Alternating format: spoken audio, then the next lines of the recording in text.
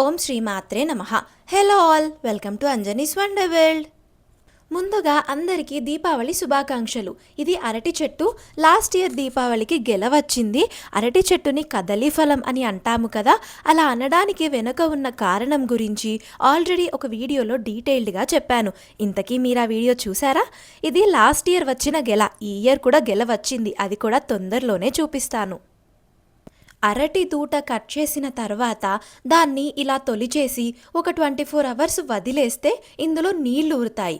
ఈ ఊరిన నీళ్ళని పొద్దున్న బ్రష్ చేయగానే తాగితే కిడ్నీ స్టోన్ ఉన్న వాళ్ళకి అవి పోతాయి, లేని వాళ్ళకి అవి రాకుండా ఉంటాయి. ఈ వాటర్ టేస్ట్ కూడా చాలా బాగుందండి.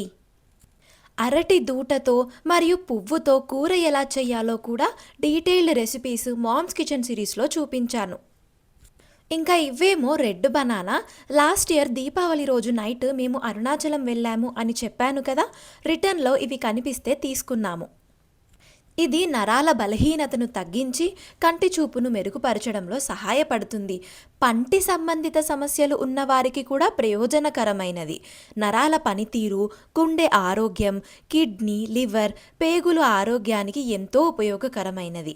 ఉదయం 6 గంటలకు లేదా 11 గంటల బ్రేక్ సమయంలో ఈ పండును తినడం వల్ల శక్తి, శాంతి రెండూ మెరుగుపడతాయి. ఈ పండు కంటి చూపు సమస్యలను కూడా మెరుగుపరుస్తుంది. కంటి చూపు మందగించడం ప్రారంభించిన వారి కోసం ఇది ఒక అద్భుతమైన ఔషధంగా మారుతుంది. ప్రతిరోజు ఎర్రటి అరటి పండును తీసుకోవడం వల్ల కంటి చూపు క్లియర్ అవుతుంది. పళ్ళ సమస్యలు ఉన్నవారు 21 రోజుల పాటు ఈ అరటి పండు నిరంతరం తినడం ద్వారా పళ్ళు బలపడతాయి. మొత్తానికి అవి అండి రెడ్ బనానా గురించి కొన్ని ఇంట్రెస్టింగ్ విశేషాలు. నెక్స్ట్ ఇక్కడ కంద తీస్తున్నాము. కంద గురించి ఆల్రెడీ 2-3 వీడియోస్లో డీటెయిల్డ్గా చెప్పాను, మరియు కంద బచ్చలి కూర డీటెయిల్డ్ రెసిపీ మామ్స్ కిచెన్ సిరీస్లో కూడా చూపించాను. నా వీడియోస్ని రెగ్యులర్గా చూస్తున్నట్టయితే మీరు ఆల్రెడీ చూసే ఉంటారు.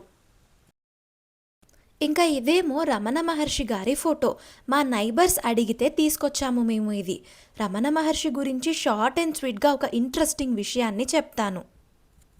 తిరువన్నామలై చేరుకున్న వెంకటరామన్ అంటే రమణ మహర్షి గారు మొదటగా అరుణాచలేశ్వర దేవాలయాన్ని సందర్శించారు. మొదటి కొన్ని వారాలు అక్కడ ఉన్న 1000 లింగాల మండపంలో బస చేశారు.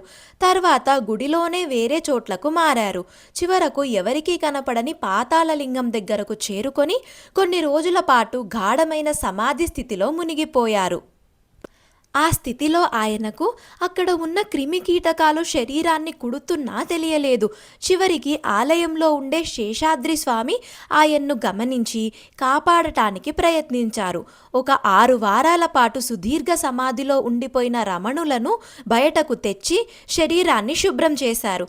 తర్వాతి 2 నెలల పాటు సుబ్రహ్మణ్య ఆలయంలో ఉన్నారు. అప్పుడు కూడా ఆయనకు దేహం మీద, పరిసరాల మీద ఏమాత్రం స్పృహ లేదు. ఆయన ఆకలితో అలమటించకూడదని ఆహారం కూడా నోటి దగ్గరకు తీసుకెళ్లి తినిపించేవారు. 1898 సెప్టెంబర్లో ఆయన అరుణాచలానికి తూర్పు దిక్కుగా ఉన్న శివుడి దేవాలయానికి వెళ్ళారు. అక్కడకు తన మాతృమూర్తి వచ్చి బ్రతిమిలాడినా తిరిగి వెళ్ళడానికి ఆయన ఒప్పుకోలేదు. రమణ మహర్షి గారి గురించి చెప్పాలంటే చాలా విశేషాలు ఉన్నాయి. మళ్ళీ ఎప్పుడైనా చెప్పుకుందాము. ప్రమిదలు వాటర్లో వేశాను, చూశారు కదా. ఆ తర్వాత సాయంత్రం మార్కెట్కి వచ్చాము. చూస్తున్నారు కదా మార్కెట్లో దీపావళి హడావిడి. రేపే దీపావళి పండగ. నిజామాబాద్లో ఉన్న డిఐజీ ఆఫీస్ కూడా దీపావళి సందర్భంగా లైట్స్తో ముస్తాబైంది. ప్రతి సంవత్సరం పాలిటెక్నిక్ గ్రౌండ్లో క్రాకర్స్ స్టాల్స్ పెడతారు, అక్కడికే వచ్చాము. నేను ఈసారి క్రాకర్స్ కొనట్లేదు, ఎందుకంటే 2022లో దీపావళికి కొన్న క్రాకర్స్ అలాగే ఉన్నాయి. 23లో పూజ చేసేసరికి లేట్ అయింది, ఓపిక లేదని కాల్చలేదు. 24లో దీపావళి రోజు నైటే అరుణాచలం వెళ్ళాము కాబట్టి పూజ చేసి అన్ని ప్యాక్ చేసుకోవడానికే సరిపోయింది. అలా ఆ సంవత్సరం కూడా క్రాకర్స్ కాల్చలేదు. సో ఇప్పుడు అంటే 2025లో అవే క్రాకర్స్ కాలుద్దామని ఏమీ కొనలేదు.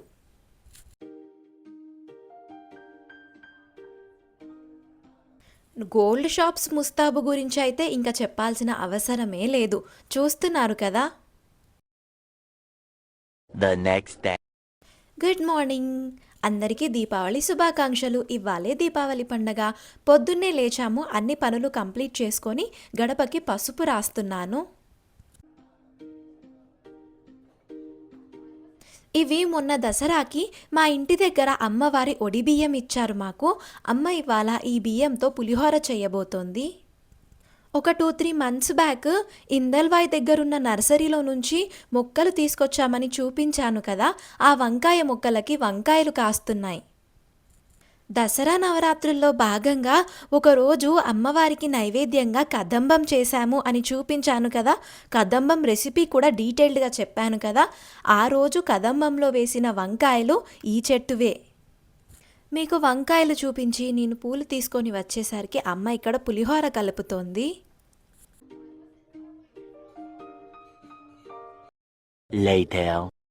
పులిహోర కలపడం అయిపోయింది. ఆ తర్వాత అమ్మవారికి పూజ చేసి నైవేద్యం పెట్టాక నేను ఇక్కడ పులిహోర తింటున్నాను. దీపావళికి మీరేం స్పెషల్స్ చేసుకున్నారో నాకు కామెంట్స్లో చెప్పండి. ఇంకా ఇవేమో పేనీలు, మీ అందరికీ తెలిసే ఉంటాయి. ఇవి కూడా బిఫోర్ లాస్ట్ ఇయర్ తిన్నాను, ఆ తర్వాత తినలేదు, ఈసారి కూడా తినడం లేదు. మధ్యాహ్నం లంచ్ తర్వాత నేను ఇంకేమీ షూట్ చేయలేదు. సాయంత్రం ఇంట్లో దీపారాధన చేసి పూజ చేసి దీపాలు పెడుతున్నాము. పనిలో పడి ఒక్కటే క్లిప్ తీశాను, ఇంకా చాలా దీపాలు పెట్టాము.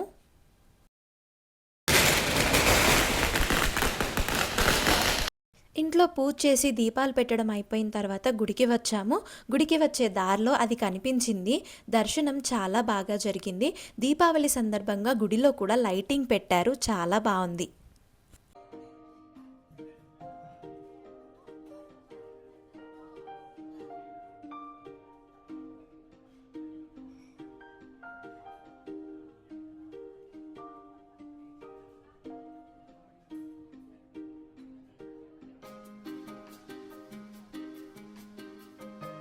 ఇంటికి వెళ్తుంటే దారిలో వినాయకుడి గుడిలో కూడా దర్శనం చేసుకున్నాము.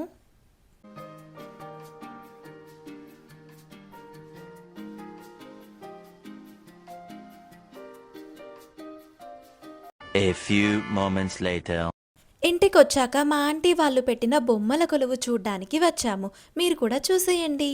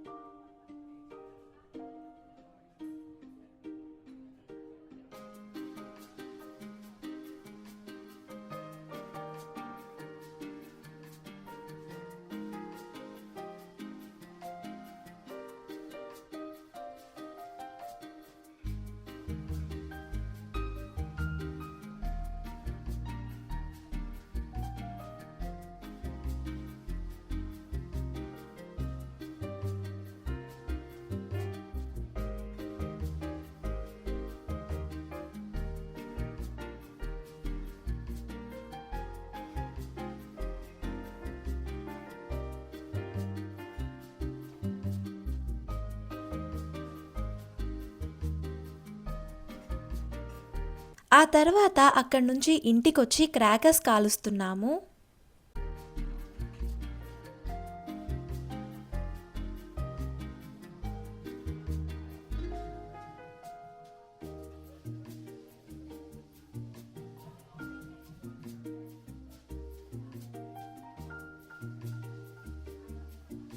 మీరందరూ దీపావళి ఎలా సెలబ్రేట్ చేసుకున్నారో నాకు కామెంట్స్లో చెప్పండి.